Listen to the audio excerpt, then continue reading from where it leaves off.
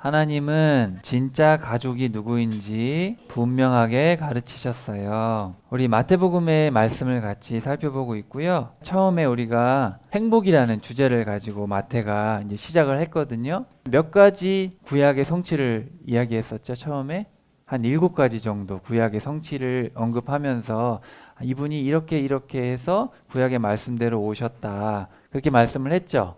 그런 다음에 이제 예수님께서 제일 먼저 설교하신 주제가 뭐였죠? 행복이 뭐냐, 복이 뭐냐. 그래서 구약의 성취로 오신 분께서 우리에게 제일 중요한 문제, 어떻게 하면 행복한 삶을 살아가냐, 그것에 대해서 5장부터 7장까지 말씀을 전했어요.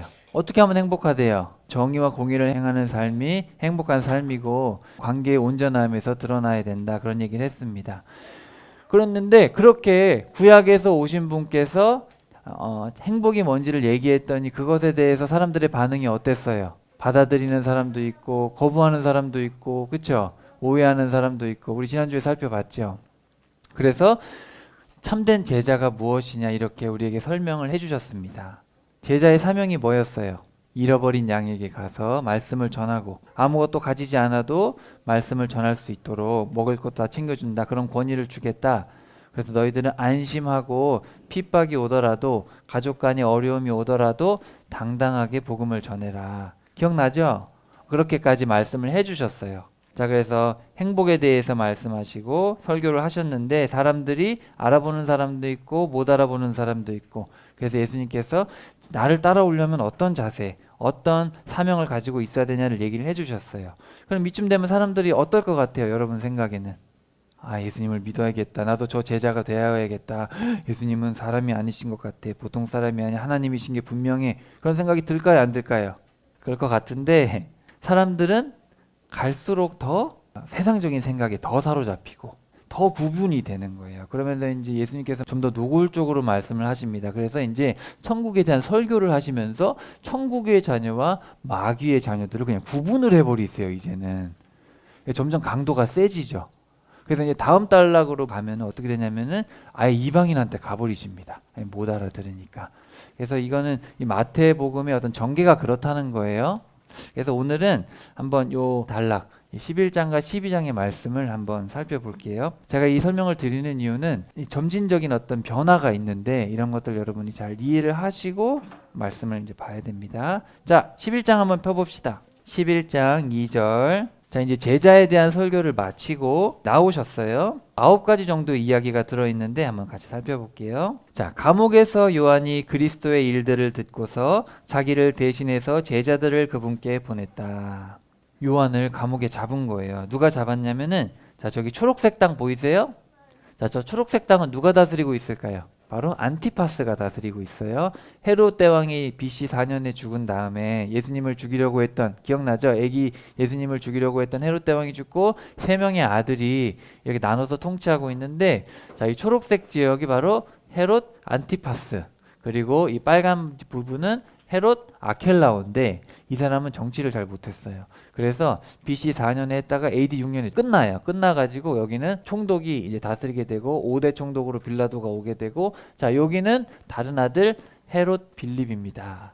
그랬는데 헤롯 안티파스가 누구랑 결혼했냐면은 이복 동생의 아내, 이 빌립의 아내가 헤로디아예요.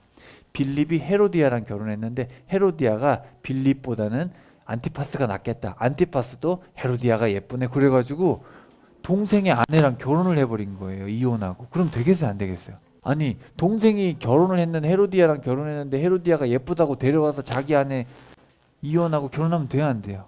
너무 나쁜 행동을 했죠. 그래가지고 세례 요한이 당신 그거 그렇게 하면 안 된다. 잘못됐다. 그렇게 얘기를 하니까 헤로디아랑 안티파스가 세례 요한을 좋아하겠어요? 안 좋아하겠어요? 안 좋아하는 거예요. 근데 죽이지는 못하겠는 거예요. 왜냐하면 사람들이 다 세례 요한을 하나님의 사람으로 믿었어요. 그래가지고 어디다 가뒀냐면은 여기다 가뒀어요. 여기 보면은 마케루스라는 언덕이 해발 700m 산에다가 요새를 만들어놨어요. 산꼭대기에다가 막 성벽을 만들어가지고 아무도 못 들어오게 만들어놨단 말이죠. 거기다가 세례 요한을 가둬버린 거예요. 가두니까 세례 요한이 이제 얘기를 한 거예요. 보세요. 제자들을 그분께 보내고 여쭤보았다. 오신다는 분이 바로 선생님이십니까? 자, 원문에는 선생님이란 말은 없어요. 오신다는 분이 당신이 맞습니까? 아니면 다른 분을 우리가 기다려야 됩니까? 세례요한이 왜 이런 질문을 했을까요? 세례요한 여기 감옥에 갇혀 있는데 제자들을 보내가지고, 예수님은 지금 여기 계시잖아요, 그죠? 예수님한테 보내가지고, 예수님이 오신다는 그 메시아 맞습니까? 왜 물어봤을까요? 한번 읽어봅시다. 근데 예수님이 어떻게 대답하셨어요? 가라! 요한에게 여러분이 듣고 보는 것을 전하세요. 명령어로 돼 있죠. 시각 장애인들이 다시 보게 되고 지체 장애인들이 걸어 다닙니다. 심한 피부병 앓는 사람들이 깨끗해지고 청각 장애인들이 듣습니다. 죽은 사람들이 일으킴을 받아 살아나고 가난한 사람들이 좋은 소식을 듣습니다. 겸손한 사람들, 이 가난한 사람들이 좋은 소식을 듣습니다. 복 있습니다. 행복합니다. 누구라도 나 때문에 걸려 넘어지지 않을 사람은. 예수님이 이렇게 얘기를 한 거예요. 요한은 도대체 어떤 예수님을 기대했길래 예수님은 이런 얘기를 하실까? 여러분, 사실은 안 못 보는 사람이 보고 못 걷던 사람이 걷고 죽은 사람이 살아나는 거는 사람이 할 수 있는 거예요, 없는 거예요? 사람이 할 수 없는 일이죠. 이거를 딱 보면 이분이 하나님이라는 걸 알아야 되는데 사람들은 그 전에 기대하는 바가 있었던 거예요. 자, 우리 마태복음 3장에 가면은 세례 요한이 얘기한 게 있어요. 나는 당신들에게 침례를 줍니다. 물로요. 당신들이 회개하도록요. 하지만 내 뒤에 오시는 분은 나보다 더 힘이 있습니다. 나는 그분의 샌들을 들어드릴 만하지도 못합니다. 그러나 그분은 당신들에게 침례를 주실 것입니다. 성령과 불로요. 그분의 손에는 까부르는 갈퀴가 있습니다. 그분은 자신의 타작마당을 말끔하게 하실 것입니다. 알맹이는 광에 모아들이시고 죽정이는 꺼지지 않는 불에 싹 태워버리실 것입니다. 세례 요한이 전했던 예수님은 어떤 스타일이에요? 무섭죠? 카리스마가 있고 심판자로 오시고, 지금 바리새파, 사두개파 사람들이 정치 좌파 우파 나눠져 가지고 막 싸우잖아요, 그죠? 로마한테 붙어야 되냐, 성경에 붙어야 되냐, 이런저런 막 싸웠단 말이죠. 이런 상황에서는 누가 필요해요? 부드러운 사람이 필요해요? 강한 사람이 와가지고 다 그냥 때리고 혼내가지고 정확하게 가야 돼요? 부드럽게 해서 말아들을 것 같아요, 분위기가, 그죠? 뭔가 때려 부셔야 될 것 같죠. 이 잘못된 것들을 개혁해야 될 것 같잖아요. 그러니까 세례 요한도 그런 생각을 하고 있었던 것 같아요. 요 내용을 읽어보면은 세례 요한은 이렇게 얘기했으니까 예수님이 빨리 와가지고 이렇게 악인과 의인을 구분하시고 혼내셔야 되는 거 아니냐, 이렇게 생각을 했겠죠. 근데 예수님은 어떤 분이에요? 오셔가지고 장애인들하고 같이 있고 억눌린 사람하고 같이 있고 그 사람들과 같이 울고 계시고 이러니까 약간 세례 요한도 헷갈리는 거예요, 그렇죠? 자기가 선포했던 그것도 아마 성령님의 계시를 통해서 했을 텐데 그냥 헷갈릴 수 있겠죠. 그리고 당시 사람들은 어떤 구원자를 생각했는지 알아요? 맞아요. 메시아가 와가지고 로마 사람들을 다 때려 부수고 우리 이스라엘이 세계 최고의 나라가 되기를 기대했던 거예요. 물론 구약에 그런 이야기가 있어요, 없어요? 있어요. 근데 그거는 이제 천년왕국, 먼 미래에 대한 얘기인데 사람들이 기대했던 메시아는, 구원자는 그랬던 거죠. 자, 한번 살펴봅시다. 요한이 제자들이 물러가자 예수님이 무리들에게 요한을 두고 말씀하기 시작하셨다. 여러분은 뭘 구경하러 광야에 나갔습니까? 바람에 흔들리는 갈대입니까? 아니면 뭘 보러 나갔습니까? 고운 것 입은 사람입니까? 보세요. 고운 것 입고 다니는 사람들은 궁전에 있습니다. 아니면 뭘 보러 갔습니까? 예언자입니까? 그렇습니다. 여러분에게 말합니다. 이렇게 얘기를 하는 거예요. 사람들이 광야에 왜 갔어요? 광야에 누가 있어서 간 거예요? 세례 요한이 있어서, 세례 요한이 하나님의 사람이라는 이야기가 소문이 들리니까 세례 요한한테 간 거예요. 대부분의 사람들이 세례 요한이 특별하다는 걸 알고 있었어요. 그래서 세례 요한한테 간 거예요. 광야로 간 건 세례 요한을 보러 갔는데 예수님이 지금 뭐라 그래요? 당신들 바람에 흔들리는 갈대를 보러 갔습니까? 고운 것을 입은 사람입니까? 이게 무슨 얘기일까요? 자, 여러 가지 해석이 있어요. 해석이 있는데, 자, 오른쪽에 보면 동전이 있는데 헤롯 안티파스가 만든 동전이에요. 그 당시에 통용되던 동전에 보면 그림에 뭐가 그려져 있는데 뭐 그려져 있어요? 갈대가 그려져 있죠. 그리고 앞에 보면은 헬라어로 써 있는데 분봉왕 헤롯 이렇게 써 있어요. 분봉왕 헤롯. 그리고 오른쪽에 보면은 디베랴라고 써 있어요. 자, 여기 지도에 보시면은 여기 가버나움 여기 있고 베세다 여기 있고 거라사 여기 있고 여기 디베랴 보여요? 디베랴. 당시에 로마 황제가 디베랴였어요. 디베랴. 티베리우스가 황제였는데 황제한테 잘 보여야 되니까 이 헤롯이 여기다가 도시를 하나 새로 신도시를 건설하고 이름을 티베리아라고 줬어요. 황제 이름을 따서. 그러니까 여기가 신도시고 어떻게 보면 수도 같은 데잖아요, 그죠?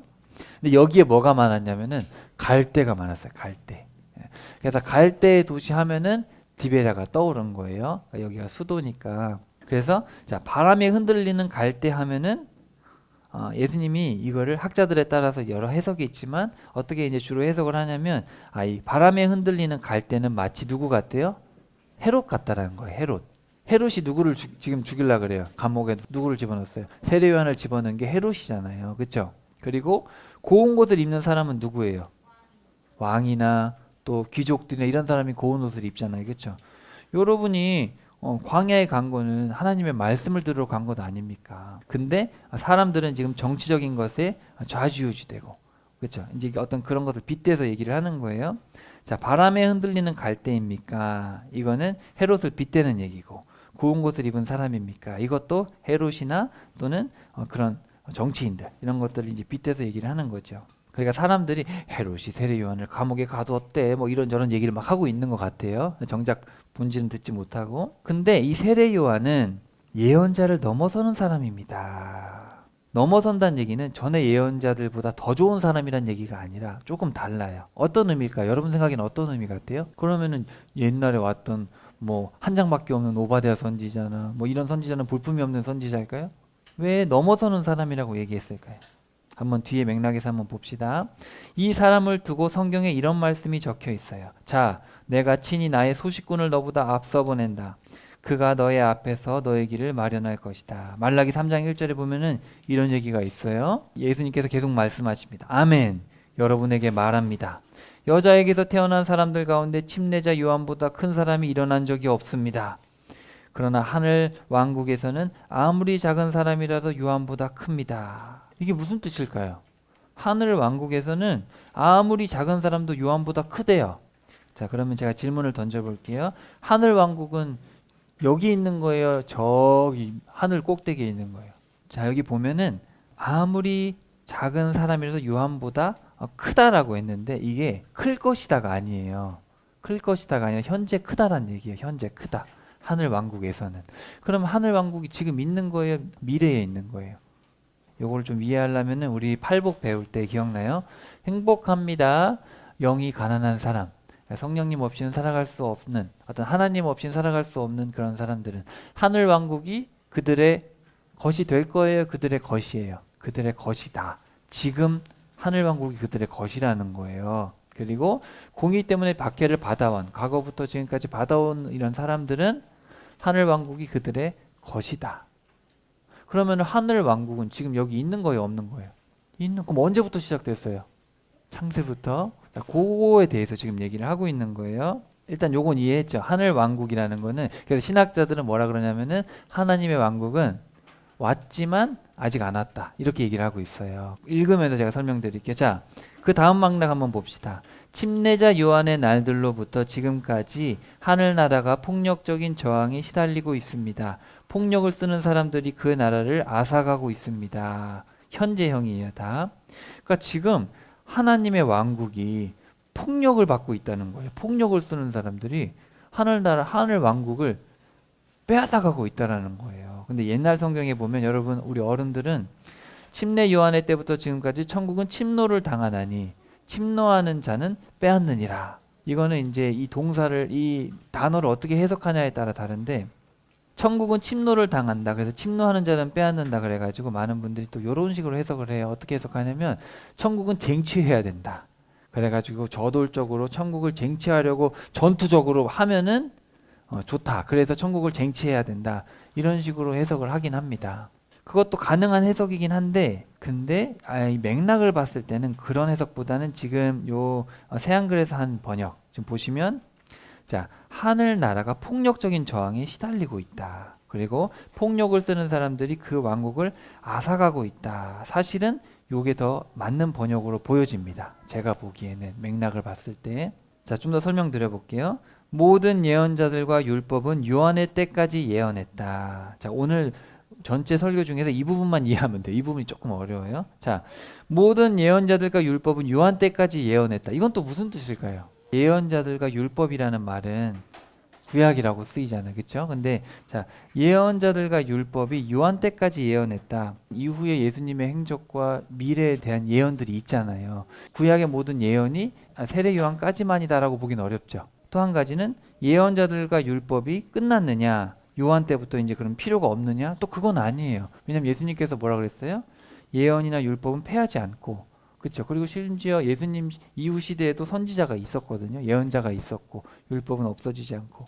그래서 여기서 얘기하는 바는 뭐냐면은 요한의 때까지가 구약이란 얘기죠. 요한의 때부터는 이제는 다르다. 구분을 예수님께서 말씀을 하시는 걸로 주로 해석을 합니다. 그래서 모든 예언자들과 율법, 그러니까 구약이라는 것은 요한의 때까지다. 그래서 여기 보시면 그 앞에 보시면 침례자 요한의 날들부터 지금까지, 그러니까 세례요한이 오고부터 예수님이 오신 거잖아요. 예수님이 오시면서 하늘 왕국이 임한 거죠. 예수님이 말씀하시잖아요. 너희들이 지금 뭘 보고 있느냐? 내가 지금 귀신 때문에 쫓아내고 있느냐? 귀신을 힘으로 쫓아내는 게 아니라 내가 지금 하나님의 영으로 쫓아내고 있으면 하늘 나라가, 하늘 왕국이 임했다. 이렇게 얘기를 하고 계시잖아요. 임할 것이다가 아니라. 그래서 지금 여기서 얘기하고 있는 거는 예수님이 오셔서 이제 하늘 왕국이 진짜 임한 거죠. 왕이 진짜 오셨잖아요. 그때부터 하늘 왕국이 이제 임한 거고, 이 나라는 이제 미래까지 이어지겠죠. 근데 이 왕국이 지금 침략을 당하고 있다는 거죠. 누가 하고 있어요, 이런 것들을? 세상의 왕들이. 헤롯도 그렇고 다른 왕들도 그렇고 또 바리새인이나 사두개인이나 이런 사람들이 다 하나님의 왕국이 전파되는 것을 지금 저항하고 방해하고 있잖아요. 그렇죠? 분명 새로운 시대가 왔는데, 예수님을 통해서 신약 시대가 왔는데, 하늘 왕국에서는 아무리 작은 사람이라도 요한보다 크다. 이거를 이제 어떻게 해석할 수 있냐면은, 구약 시대의 사람들은, 그러니까 세례 요한까지만 해도 예수님께서 하신 그 위대한 일들을 다 목격하지 못했죠. 그렇죠? 예수님이 오셔서 이제 진정한 하늘 왕국이 어떤 데인지를 눈으로 볼 수 있는 거예요. 근데 구약 시대까지는 사람들이 예수님을 직접 보지도 못했고, 세례 요한도 예수님을 만나긴 했지만 그 위대한 사역을 직접 보진 못했잖아요. 그런 의미에서 하늘 왕국에서는 아무리 작은 사람이라도 요한보다 크다. 전 예전에 어떻게 생각했냐면은, 천국에 가면은 다 큰 사람이 되는구나, 이렇게 미래로만 생각을 했는데, 제가 성경을 이렇게 쭉 읽다 보니까 여기서 말씀하시는 그것이 아니라 구약 시대 사람들도 뭐 그게 더 하등하다라는 얘기는 아니지만, 신약 시대의 위대한 사람들은 다 이 예수님을 통해서 위대한 것을 목격했기 때문에, 그러니까 구약에서 다 하나님에 대해서 온전히 모르던 것을 이제 온전히 알게 됐기 때문에 그런 의미에서 더 크다라고 이야기를 하는 게 아닐까. 또 그런 의미에서 예언자를 넘어서는 사람입니다. 왜냐하면 세례 요한은 예수님을 직접 목격했기 때문에. 그렇기 때문에 구약의 많은 예언자들은 예수님에 대해서 얘기를 하고 먼 미래에 올 걸 보기는 봤지만 보지는 못했으나, 나중에 히브리서에서 얘기하는 것처럼 세례 요한은 예수님을 직접 보았기 때문에, 그리고 세례 요한 이후에 이제 모든 사람들은 아무리 작은 사람이라도 요한이 보지 못한 예수님의 위대한 일들을 다 목격했잖아요. 그렇죠? 그런 의미에서 지금 말씀하시는 게 아닐까. 그래서 여러분이 받아들이고자 한다면 머지않아 올 것이라고 한 엘리야가 바로 요한입니다. 귀 있는 사람은 들으시기 바랍니다. 그래서 구약의 성취로서 세례 요한이 왔고, 세례 요한을 통해서 예수님이 오셔서 이제 새로운 시대가 펼쳐졌다. 이거는 전과는 다르다. 전에 사람들이 아무리 해도 이 사람들이 훨씬 더 많은 것들을 보게 된다. 이런 의미에서 해석할 수 있지 않을까, 저는 그렇게 생각하고, 많은 학자들이 그렇게 생각을 하는데, 뭐 성경에서 딱 얘기하면 정답인데 그 나머지는 해석이니까, 모든 학자들이 하는 얘기인데, 이제 마태복음뿐만 아니라 복음서에서 하는 하늘나라, 하나님의 나라는 미래에 올 거지만 현재도 있다. 아직 오지 않았지만 지금 있다. 예수님이 말씀하시는 얘기를 보면 절대로 미래형으로 얘기하지 않으시거든요. 항상 하늘나라, 하늘왕국이 임했다. 너희 안에 있다. 이렇게 말씀하시기 때문에 이 맥락도 단순히 미래로 우리가 취급해서 천국 가면 다 크구나, 그렇게만 해석하기에는 조금 이게 앞뒤가 안 맞는 것 같아요. 그래서 제가 보기에는 예수님께서 지금 하늘왕국이 임했는데 많은 사람들이 이걸 이해하지 못하고 폭력적으로 접근을 하고 자기 뜻대로 저항을 하고 세속적인 이해를 가지고 하고 있다. 자, 그 다음 이야기를 한번 볼게요. 자, 내가 이 세대를 무엇과 같다고 할까요? 이 세대는 장터에 앉아서 서로 외쳐대는 아이들과 같습니다. 아이들이 장터에 가가지고, 저 광장에 가가지고 뭐라 그러냐면, 우리가 너희에게 피리를 불어주어도 너희는 춤을 추지 않았다. 장례 노래를 철피 불러도 가슴치며 슬퍼하지 않았다. 그런 놀이, 장례식 놀이를 했나 봐요. 장례식 놀이를 하면 어떻게 해야 돼요? 같이 울어야 장례식 놀이가 되겠죠. 그리고 옆에서 막 피리를 불어주면 막 춤을 춰야 놀이가 되잖아요. 그죠? 장례식 노래를 불러주는데 슬퍼하지 않고 춤추고 있으면 그건 놀이가 아니잖아. 그죠? 전쟁 놀이를 했어요. 전쟁하자. 그런데 뒤에서 고무줄 놀이 하고 있으면 안 되잖아요. 전쟁해야 되는데. 그죠? 그러니까 앞뒤가 안 맞다는 거예요. 애들이 그런 얘기를 하고 있다는 거예요. 근데 보세요. 요한은 와서 먹지도 않고 마시지도 않았습니다. 그랬더니 사람들이 말하기를 저 세례 요한 귀신 들렸네. 귀신 들렸어. 인자는 와서 먹고 마셨습니다. 그랬더니 사람들은 그럽니다. 이봐. 저 예수님 봐라. 예수님 봐라. 엄청 먹고 포도주를 마셔대는군. 세금업자들의 친구로구만. 죄인들하고. 이렇게 하면 이렇게 뭐라 그러고 이렇게 하면 저렇게 뭐라 그러고 사람들이 그렇다는 거예요. 그러나 지혜는 자기가 한 일들로 옳다고 인정을 받습니다. 이 지혜는 누구겠어요? 그럼 지혜가 지금 사람처럼 표현돼 있죠. 이 지혜가 예수님일 것 같아요. 그죠? 또 이것도 정확하게 뭐라고는 안 하지만 우리가 잠언 8장에 지혜를 태초부터 있었던 분. 그죠? 그렇게 얘기를 하잖아요. 어쨌든 지혜는 자기가 한 일들로 옳다고 인정을 받습니다. 사람들이 뭐라 한들 예수님은 옳은 일을 하고 계시다라는 거죠. 그죠? 그때 예수님이 여러 도시를 나무라기 시작하셨다. 그 도시들이 예수님의 능력으로 해보이신 일이 가장 많았으나 그 도시들이 회개하지 않았기 때문이다. 끝장이다. 너 고라시나. 자, 고라신이 어디예요? 보이죠? 예, 여기 위에 고라신이 있어요. 끝장이다. 너 벳세다야. 벳세다는 어디예요? 베드로, 안드레, 야고보, 요한의 고향이에요. 너희 가운데 능력으로 해보인 일들을 티레와 시돈, 두로와 시돈에서 했더라면 그들은 오래전에 거친 천을 두르고 죄를 뒤집어쓰고 회개했을 것이다. 그러나 너희에게 말한다. 티레와 시돈이 심판날에 너희보다 더 잘 버텨낼 것이다. 너 가버나움아, 네가 하늘까지 높아질 줄 아느냐? 하데스 음부까지 내려갈 것이다. 너한테 능력으로 해보인 일들을 소돔에서 하였더라면 소돔이 오늘까지도 남아있을 것이다. 그러나 너희에게 말한다. 소돔 땅이 심판날에 너보다 더 잘 버텨낼 것이다. 이게 무슨 뜻이에요? 고라신과 베세다와 가버나움에서 예수님이 여기를 사역을 하셨잖아. 이 동네에서. 그죠? 그러니까 사실은 예수님이 행하신 어마어마한 일들을 다 봤을 거 아니에요. 근데 이 사람들이 돌아와요? 안 돌아와요? 안 돌아오는 거예요. 오히려 예수님은 가장 많은 애착을 가지고 가장 많은 말씀과 표적과 기적을 보이셨는데 가장 마음이 완악한 거예요. 그러니까 야, 소돔과 시돈이 어딘지 알아요? 이세벨. 그러니까 시돈과 두로는 바알 숭배지의 그 근원이잖아요. 근데 그런 나라들, 또 소돔, 이런 나라들보다 더 악하다는 거예요. 오히려 하나님의 왕국을 눈으로 보고 있는데도 그렇게 완악하다는 거예요, 사람들이. 그러던 때에 예수님이 이어서 말씀하셨다. 아버지께 감사 찬양을 드립니다. 아버지, 하늘과 땅의 주님, 지혜롭고 영리한 사람들에게는 이것들을 감추시고 어린아이같이 순진한 사람들에게 드러내셨기 때문입니다. 예, 아버지, 이렇게 하여 아버지께서 기뻐하시는 일이 이루어졌습니다. 모든 것을 내 아버지께서 나에게 넘겨주셨습니다. 자, 여기 잘 보세요. 아들이 누구인지 알아차리는 분은 아버지 말고는 없습니다. 그러니까 하나님만 예수님이 하나님의 아들이라는 걸 아신다는 거예요. 근데 그 뒤에 보면 아버지가 누구인지를 알아차리는 사람도 아들과 또 그 아들이 드러내주고 싶어하는 사람 말고는 아무도 없습니다. 그러니까 하나님을 알아차리는 사람은 예수님과 그리고 예수님이 이 사람은 하나님이 누구신지를 알면 좋겠다라고 생각하는 그 사람 말고는 하나님을 알지 못한다는 거예요. 그러니까 하나님을 아는 사람은 두 사람밖에 없어요. 예수님하고 예수님이 알려주는 사람 말고는 하나님을 알 수가 없다는 거예요. 그러면 여러분, 여러분의 능력으로 여러분의 힘으로 천국에 갈 수 있다는 얘기 없다는 얘기예요. 없다는 얘기예요. 예수님이 알려주시지 않으면, 왜냐하면 하나님을 아는 사람은 예수님밖에 없어요. 근데 그 예수님이 알려주지 않으면 아무도 몰라요. 예수님을 통해서밖에 구원을 받을 자가 없다는 얘기를 하고 계시는데, 자, 여기 보세요. 지혜롭고 영리한 사람들에게는 하늘 왕국이 감춰져 있죠. 당시 지혜로운 사람이 누구겠어요? 바리새인들.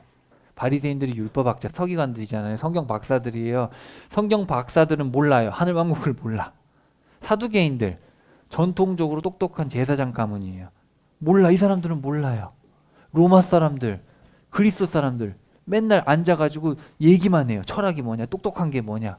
이 사람들은 몰라요. 어떤 사람만 알아요? 자, 여기 보면 네피오스만 알고 있대요. 네피오스.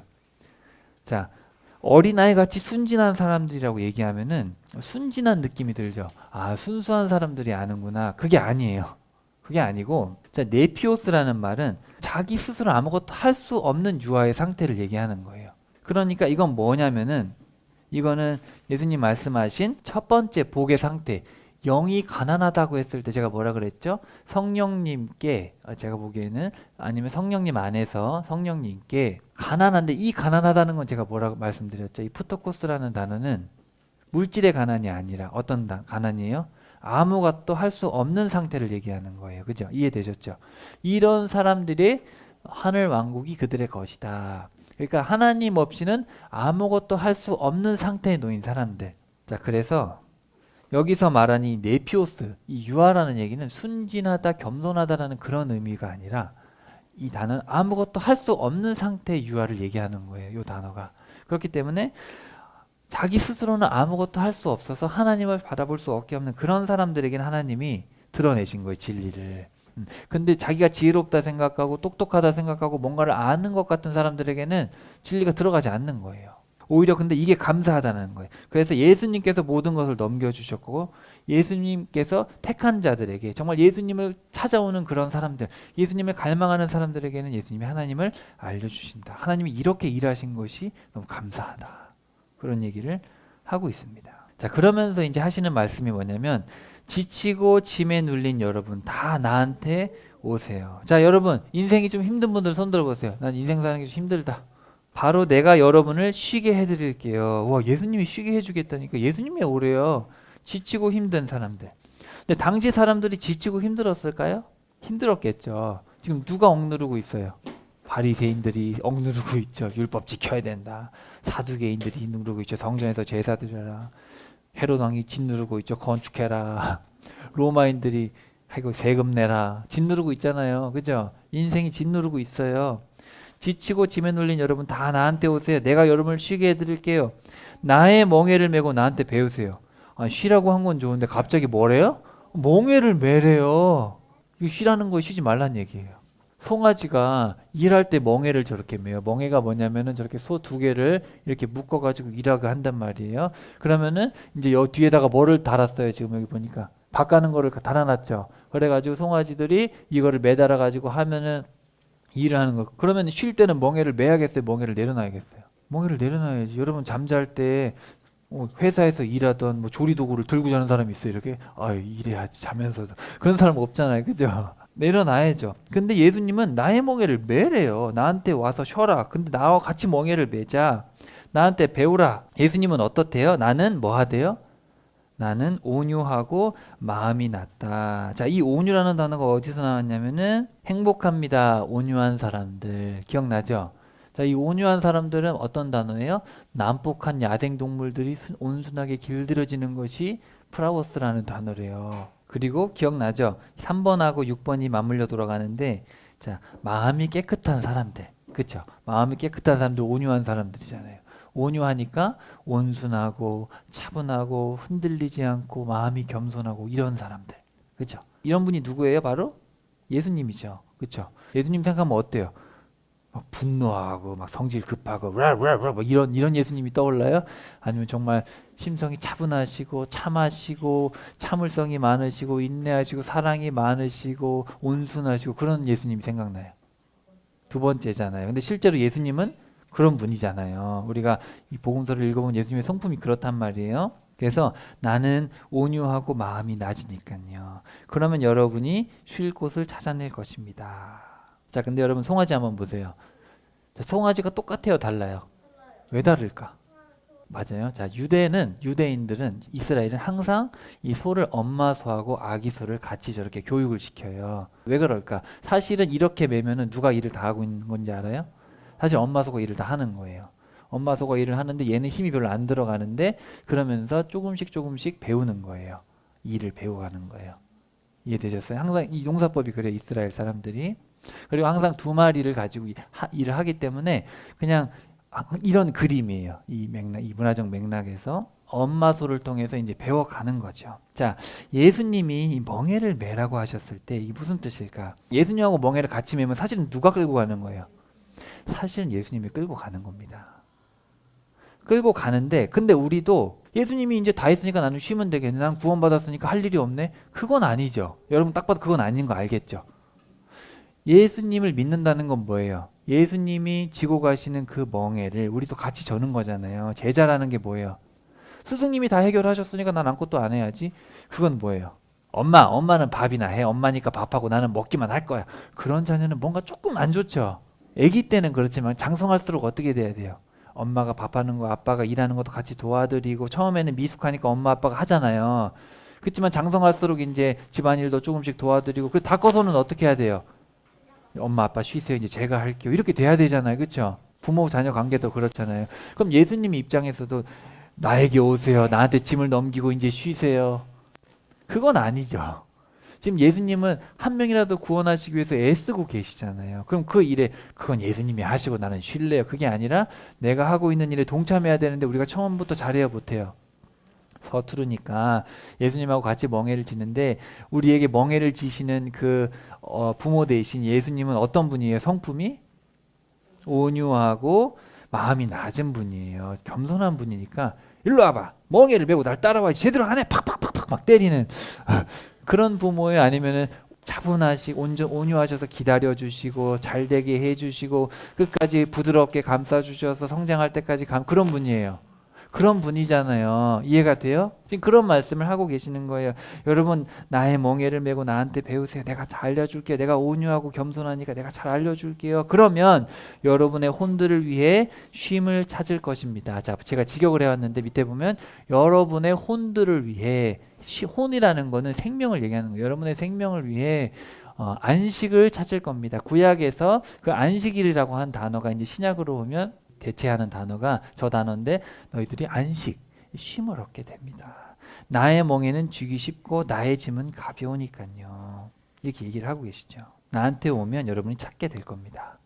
찾게 될 겁니다. 그래서 이 멍에라는 거는 짐이죠. 이 멍에를 맨다는 건 일하기 때문에 짐스럽잖아요. 근데 그럼에도 불구하고 또 어떤 뜻이 있냐면 연합의 뜻이 있어요. 왜냐하면 두 명이 멍에를 같이 지기 때문에. 그러니까 사실은 예수님과 같이 살아가는 거는 모든 게 자유한 게 아닙니다. 그게 아니라 하나님이 원하시는 그 소원, 이 영혼 구원의 사명을 같이 짊어지는데 그럼에도 불구하고 그게 하나님과 함께하는 삶이기 때문에 우리 안에는 참 평안이 온다라는 얘기를 하고 있는 거예요. 이 외에는 참 평안이 없다라는 거예요. 그러니까 멍에를 지는 게 힘들어요. 힘든 일이죠. 힘든 일이지만 이 소는 같이 살아가는 이 자체가 너무 평안한 거예요. 엄마 아빠랑 같이 일을 하는 게.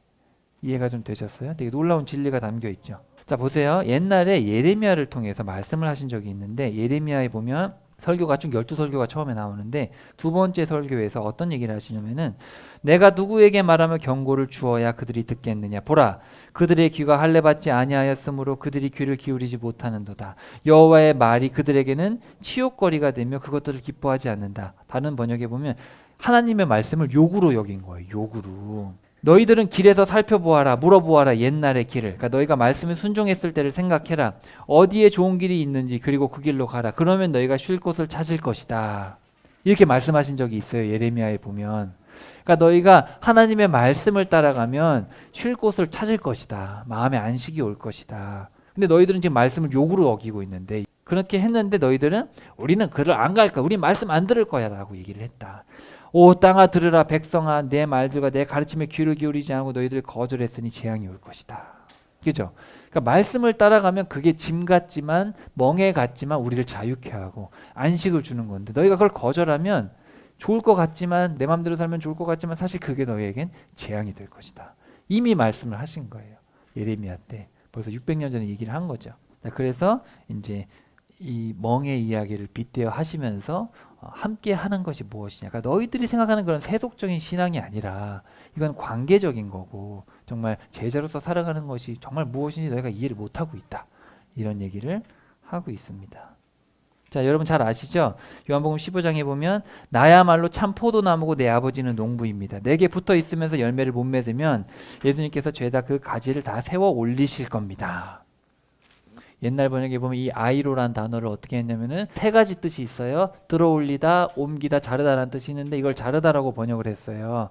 근데 이 맥락을 봤을 때는 제가 보기에는 들어올리는 겁니다. 당시 포도 농사법이 이렇게 지금은 다 높여서 하지만 그때는 이제 땅으로 가면은 바위를 놔서 올렸어요. 열매를 맺게. 그래서 열매를 많이 맺게 하려고, 열매를 못 맺고 있으면은 돌에 들어서 열매를 맺게 하고, 맺고 있으면은 이제 장가지, 열매를 맺지 않는 장가지는 잘라서 열매를 많이 맺게 하는 거예요.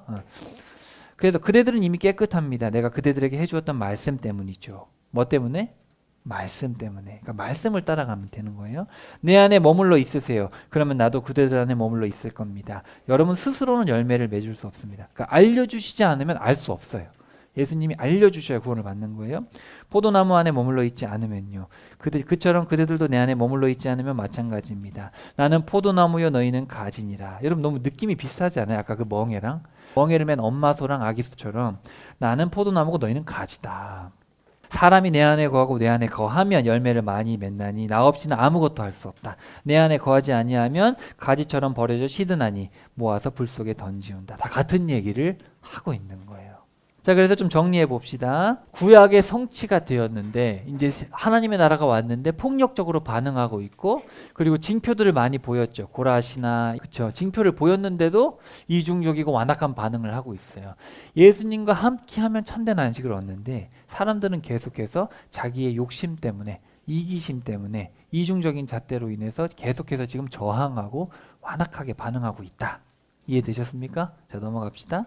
자, 그러던 때에 예수님이 안식일에 밀밭들 사이로 가시게 되었다. 그런데 예수님이 제자들이 배가 고파서 밀 이삭을 꺾어서 먹기 시작했다.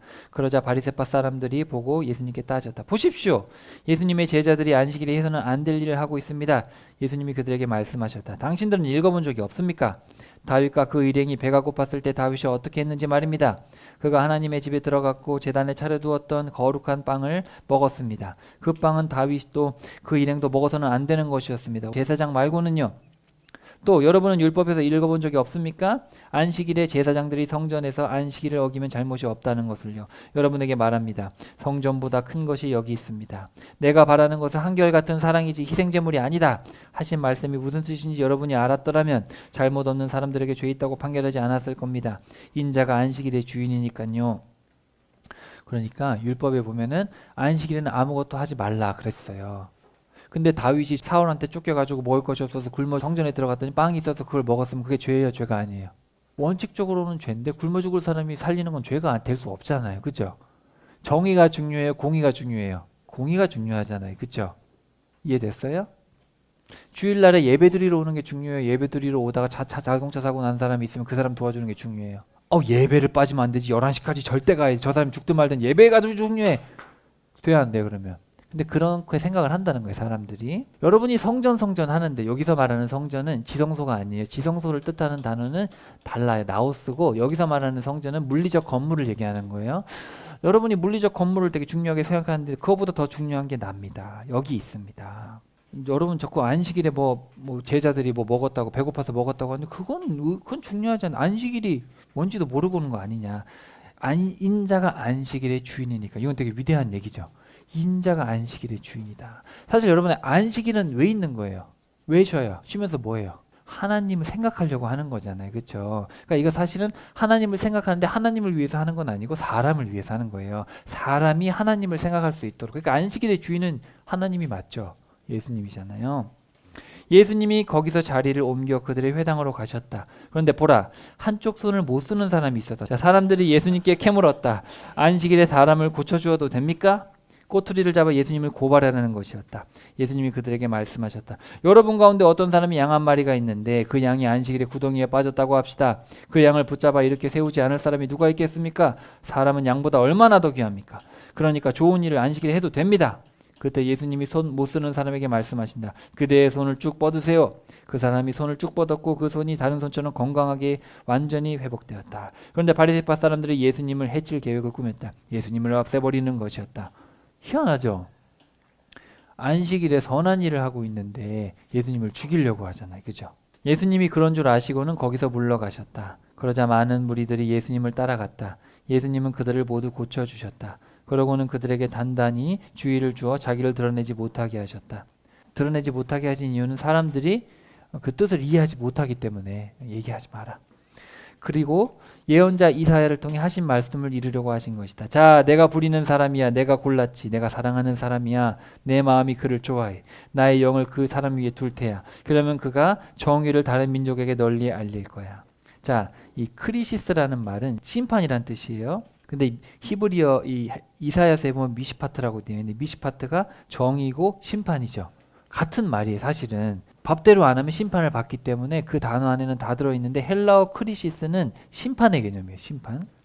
자, 그는 다투지도 소리를 높이지도 않을 거야. 큰 길거리에서도 그의 목소리를 들은 사람이 아무도 없을 거야. 꺾인 갈대를 잘라내버리지 않고 꺼져가는 심지를 꺼버리지 않을 거야. 정의의 그러니까 심판의 승리를 안겨줄 때까지 그의 이름에 다른 민족들이 희망을 걸 거야.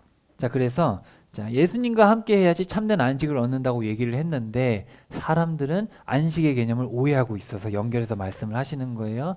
안식은 뭐냐면 아무것도 하지 마라. 하면 벌 받는다는 개념이 아니라 안식일의 주인은 하나님이시고. 그렇죠? 그래서 우리 사람이 하나님을 생각할 수 있도록 사람을 위해서 제정해 주신 거고 그 주인 되신 분을 알아보라고. 그리고 그 안식의 목적은 회복이지. 종교적 행위가 아니다. 7일에 한 번 쉬는 그거를 종교적 개념으로 가져가서는 안 된다. 그렇죠?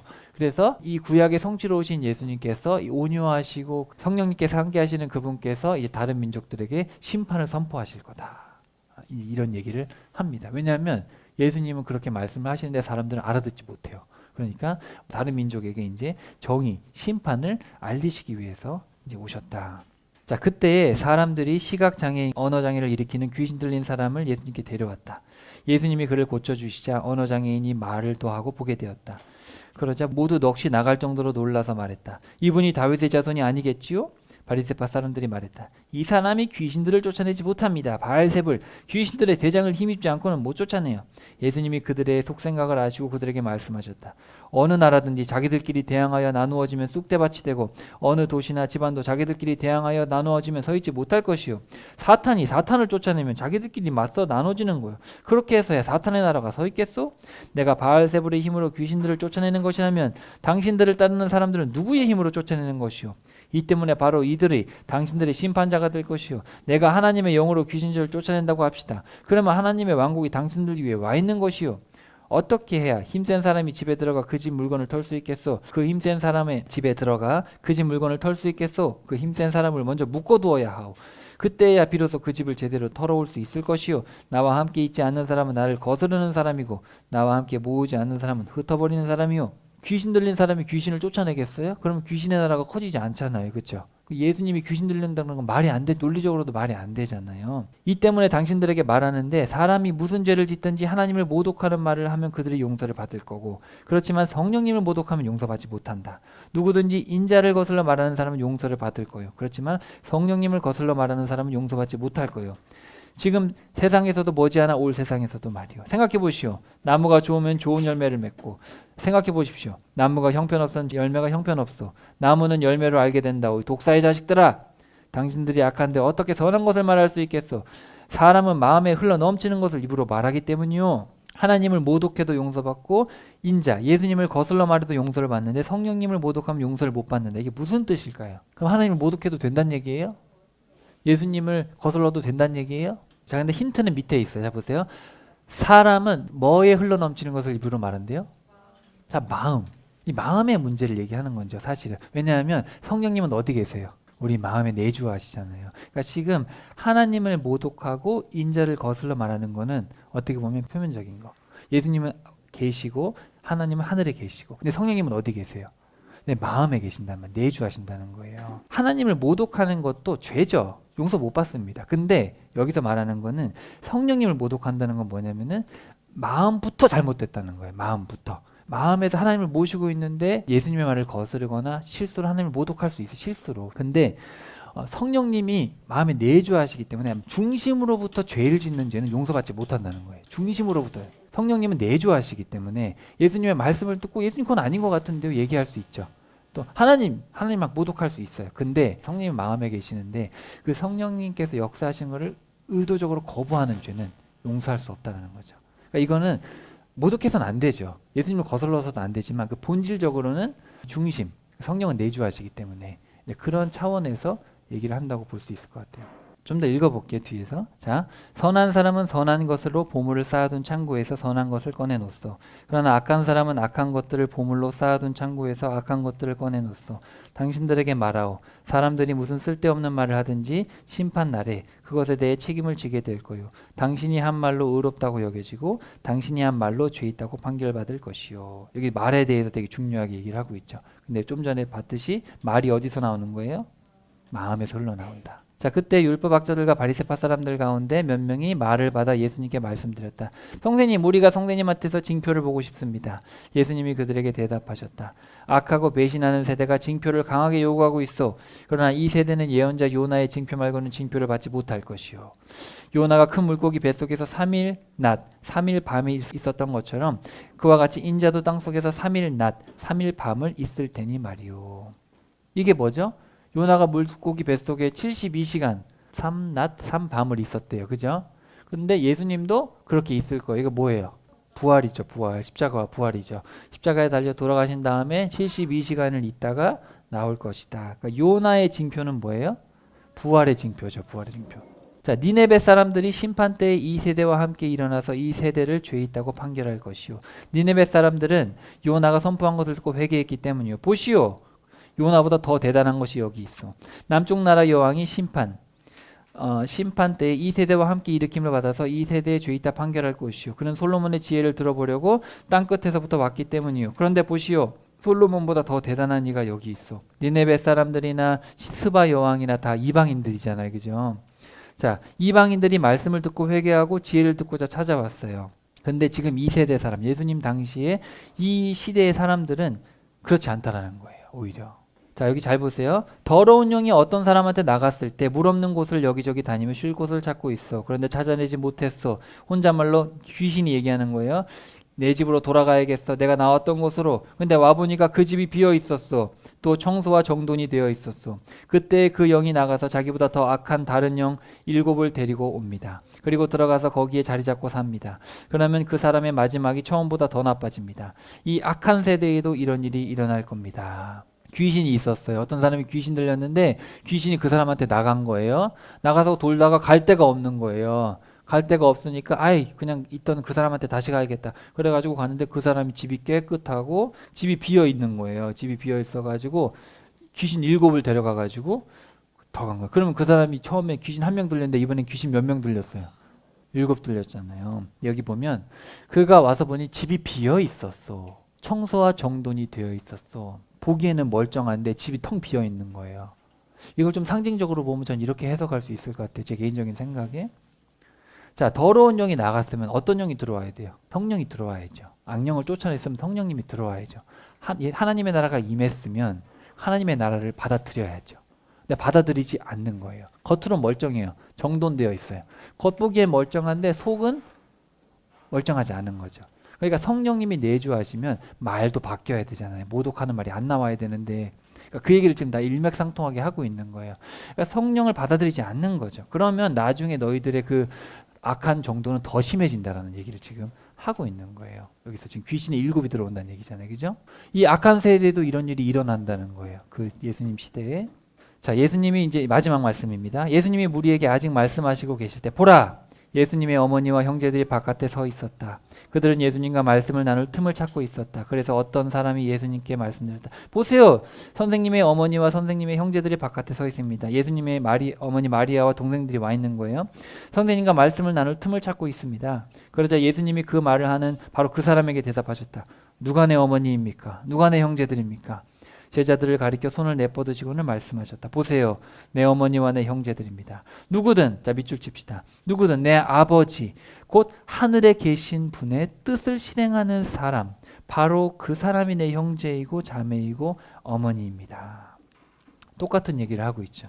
내 부모님의 소원을 행하는 사람, 우리 부모님의 멍에를 같이 지는 사람, 예수님의 멍에를 같이 지는 사람, 예수님이 가고자 하는 그 길, 예수님이 지고 가시는 그 십자가를 나도 같이 지는 사람, 예수님의 말씀만 따라서 그 뜻을 실행하는 그 사람이 바로 내 가족이다. 자, 다시 한번 쭉 정리하고 이제 마칠게요. 자, 예수님께서 구약의 성취로 이제 오셨잖아요. 세례 요한을 통해서 이제 신약이 시작됐잖아요. 근데도 사람들은 폭력적으로 반응하고 징표를 보여도 이중적이고 완악한 모습을 보입니다. 왜냐하면 끝에 가서 보시면 뭐 알겠지만 마음이 뒤틀린 거예요. 벌써 마음이 잘못됐기 때문에 그게 말로 나오고 그 사람은 심판을 받고, 악하고 음란한 세대, 악하고 배신하는 세대는 징표를 구하잖아요. 악한 거야. 마음이 악하기 때문에 그래서 너희들도 심판을 받는다. 애시당초 하나님의 소원을 행할 마음이 없는 거예요. 그런 사람들은 안식을 얻지 못한다는 거예요. 그래서 궁극적으로 그래서 예수님께서는 이런 것들이 다 종교적인 게 아니다. 내가 참된 성전이고 나는 회복을 위해서 왔다. 그렇잖아요, 예수님이. 그래서 예수님께서 이제 심판을 선포한다. 이제 이렇게 얘기를 하고 있습니다. 자, 여러분, 이 세 번째 단락은 레위기와 관련되어 있는데, 자, 레위기의 뜻이 뭐예요? 부르심이잖아요. 부르심. 근데 왜 불렀어요? 구별하려고 부르신 거예요. 구별하려고. 그래서 너희는 거룩하게 되어야 된다. 나 여호와가 거룩하기 때문이다. 자기 어머니와 아버지를 두려워하고 안식일을 지켜라. 제일 먼저 나오는 계명이 두 개예요. 관계에 대해서 그리고 안식일에 대해서. 이 구별이죠. 부모 자녀의 관계가 구별돼야 되고 삶의 태도가 일반 사람들하고 달라야 돼. 7일의 하루를 쉼으로써 세상 사람들과 구별된 삶을 살아가야 돼요. 구별됨. 그래서 레위기를 쭉 읽어보면은 거룩이라는 단어가 성경 전체의 4분의 1이 여기 써 있고, 정결이라는 단어의 3분의 1이 여기 써 있고, 부정이라는 단어가 2분의 1이 여기 써 있어요. 그러니까 레위기라는 책은 정결, 거룩, 분리에 대한 책입니다. 그래서 세 번째 단락에서 예수님께서는 이제는 행복에 대해서 얘기하고 제자에 대해서 얘기해도 사람들이 점점 극과 극으로 갈라지는 거예요. 그래서 예수님께서 이제 정확하게 천국에 대한, 하늘 왕국이 무엇인가, 하늘 가족이 무엇인가를 정확하게 얘기를 하고 계시는 겁니다. 자, 따라해 봅시다. 하나님은 진짜 가족이 누구인지 분명하게 가르치셨어요. 예수님이 통치하는 하늘 왕국에서 살아가는 자들이 진짜 가족입니다. 이건 미래에 대한 얘기를 하고 있는 게 아니라 지금 현재 예수님을 따라 같이 멍에를 메고 있는 그 사람이 가족들인 거예요. 그래서 한 주간도 가족으로서 우리 예수님과 함께 멍에를 메면서 살아가고 그 예수님께 주시는 참된 평안을 누릴 수 있는, 안식을 누릴 수 있는 우리 모두 되길 축복합니다.